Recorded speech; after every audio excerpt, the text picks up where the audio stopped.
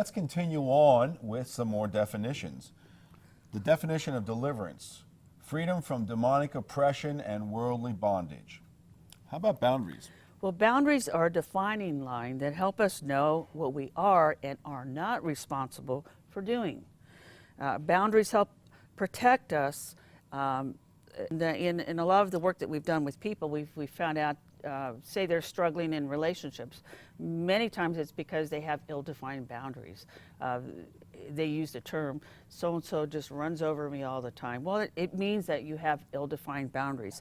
If you think about discipline with children, what you're really doing is creating a set of guidelines that the children need to function within. So what you're really doing is establishing healthy boundaries. So boundaries is vital and very important for us. It's not having a lack of love or a lack of sensitivity towards an individual, but what it really is it's setting in motion healthy boundaries that will protect us from the destructiveness of this world. We have an interesting saying, we call it, "Your drama is not my trauma." And when we get to the trauma part of this teaching, you'll find out that not having boundaries allows people to run over into your life with their emotions and their drama. Right. And I think probably all of us have that problem in our family at one place or another. And when you start putting up a 4-foot wall and they have to stop there, they can try to bring it, but if you learn how to cut soul ties, you will not be taken by their drama, and it won't become trauma to you. So that's kind of exciting talk, but you'll get it later when we go a little deeper. Faulty thinking. This is a really important concept. It's the connection between negative thoughts, the emotions they create, and the behaviors that follow. That's how faulty thinking occurs. If we are involved in faulty thinking, then we are not really in the truth. We're not really in the middle of the road in the boundaries. We are out here on the outside doing our own thing. And that's generally where people get in trouble. There's an interesting concept called matrix. So why don't you define matrix? Okay, so matrix is when there's a group of situations or circumstances that come together and they form a pattern in our life. So I'm thinking, let's get back to that definition of addiction. So what's the matrix around that addiction? Well, the matrix might be there's a defining moment in that person's life where depression is touched. Maybe there's a relationship that's been troublesome for that individual, and every time they go to visit their aunt or their uncle or their mother or their father, it gets them back into that mood, and that mood then causes them to want to go and use again. So there's a matrix around that, and maybe the matrix includes things like self-pity. Maybe it includes things like depression or anxiety or fear.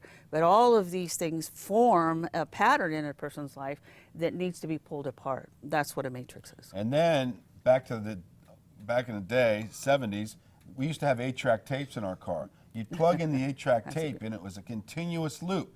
It always played the same thing over and over again. So what happens is a matrix is a pattern that when it is touched, it's activated and the same pattern runs. So it might be that holiday family event when the one brother comes from California and everyone says before he gets there, as soon as he walks in the door, watch it start. And then they're all pushing the matrix pattern. They hit the button on the matrix.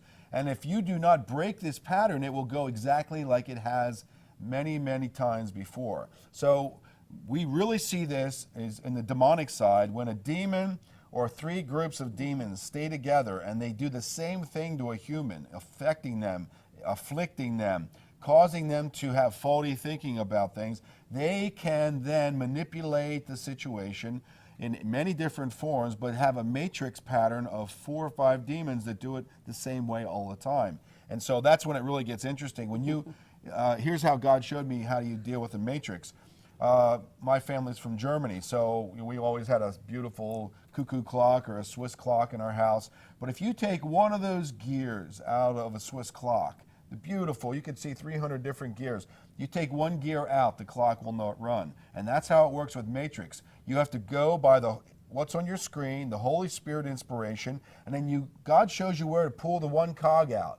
So you pull this one thing out. It might be an offense that from your childhood with your brother from California, and when he comes, he always hits that button. And we say these things like, oh, you know my buttons, or you push my buttons, or she always hits my buttons when she says this.